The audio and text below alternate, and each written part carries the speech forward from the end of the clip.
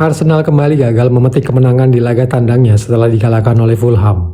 Tertinggal terlebih dahulu, Fulham berhasil menyamakan kedudukan di babak pertama, untuk selanjutnya memastikan kemenangannya di babak kedua. Gol Arsenal di laga ini dicetak oleh Bukayo Saka, sedangkan 2 gol Fulham masing-masing dicetak oleh Bobby Reid dan Raul Jimenez. Langsung saja kita simak analisa taktiknya.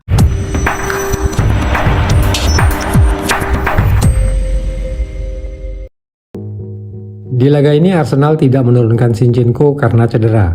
Posisi Zini digantikan oleh Jakub Kiwior. Besar kemungkinan minimnya skill bertahan dan positioning Kiwior menjadi alasan mengapa Fulham sering kali mengekspos kelebaran kanannya. Karenanya Kastanya yang menempati posisi fullback kanan beberapa kali melakukan overlap untuk menopang kinerja Bobby Reid di kelebarannya. Sedangkan di aspek variasi dan alur serangan, Iwobi punya peran yang penting bagi Fulham. Kemampuan distribusi bola dan positioning Iwobi seringkali membantu rekan-rekannya dalam menciptakan kesempatan dan peluang.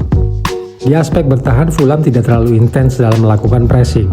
Anak asuh Marco Silva menerapkan shadow marking dan hanya melakukan pressing atau intercept jika bola sudah berada di sekitar kotak penalti. Karenanya tidak heran jika Fulham punya possession rate yang lebih rendah di laga ini. Alasan lain mengapa possession rate Fulham rendah adalah karena Arsenal menerapkan high pressing untuk menggagalkan build up Fulham. Selain itu, The Gunners juga sering merotasi bola untuk merubah struktur pertahanan Fulham yang di laga ini bertahan rapat dan beberapa kali membangun low block di kotak penalti.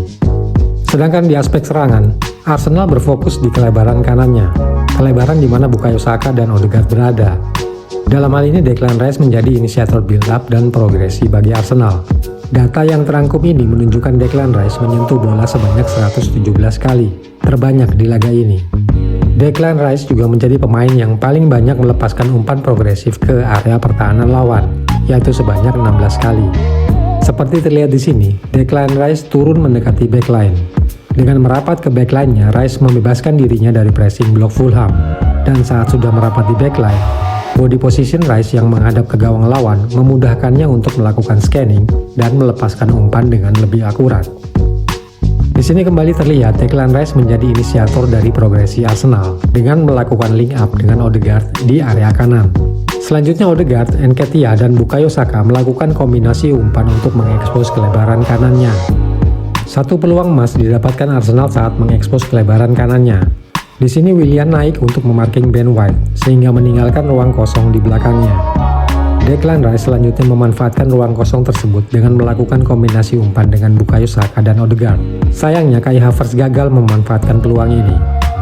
Di aspek defensif, Arsenal melakukan high pressing dengan memarking 2 pivot Fulham. The Gunners juga menutup celah umpan yang ada agar pemain Fulham tidak bisa melakukan progresinya. Sedangkan di area sendiri, Arsenal bertahan dengan formasi 4-4-2. Meski demikian, pergerakan pemain Fulham di kelebaran kanan cukup merepotkan para pemain Arsenal. Dalam hal ini Marco Silva memanfaatkan mobilitas dan kemampuan distribusi bola yang dimiliki oleh Iwobi. Seperti terlihat di sini, Iwobi turun untuk memancing Kai Havertz, sehingga di belakangnya ada ruang kosong yang bisa dimanfaatkan oleh Bobby Reid. Dan saat Bobby Reid menguasai bola, Willian dan Robinson yang ada di kelebaran kiri bisa menjadi opsi umpan. Selain itu di kelebaran kanan, Kastanya juga melakukan overlapnya. Di laga ini Kastanya cukup agresif dalam membantu rekan-rekannya mengekspos kelebaran kanan Fulham. Di sini Iwobi turun untuk mendistribusikan bola, sedangkan Kastanya melakukan overlap dan invert untuk mencoba membebaskan Bobby Reid dari kawalan Kiwior. Namun demikian di menit ketiga, agresivitas Kastanya di kelebaran kanan justru menjadi bumerang bagi Fulham. Di sini Kastanya melakukan overlapnya dan mencoba menciptakan peluang, tapi bola berhasil dikuasai oleh David Raya.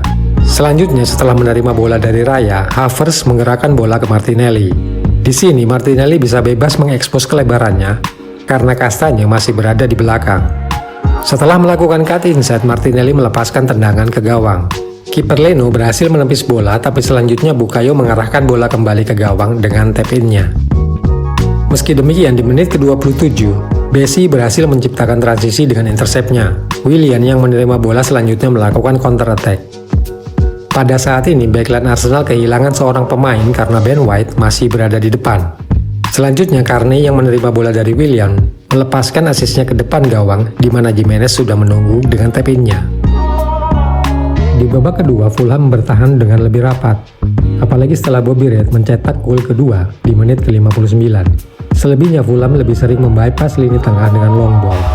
Selain itu, kalau berhasil merecovery bola di tengah atau di sepertiga akhir lapangannya, Fulham segera melakukan counter attack. Memasuki babak kedua, Arteta mengganti Kiwior dengan Tomiyasu. Pergantian ini cukup beralasan karena kalau melihat data ini, kontribusi Kiwior di babak pertama bisa dibilang minim. Jacob Kiwior yang di laga ini melakukan invert dan berperan sebagai double pivot hanya menyentuh bola sebanyak 35 kali, dengan hanya 1 kali melepaskan umpan progresif ke area pertahanan lawan. Pergantian Kiwior dengan Tomiyasu cukup memberikan kontribusi pada serangan Arsenal. Dengan hanya diturunkan di babak kedua, Tomiyasu menyentuh bola sebanyak 47 kali dengan 5 kali umpan progresif ke area pertahanan lawan.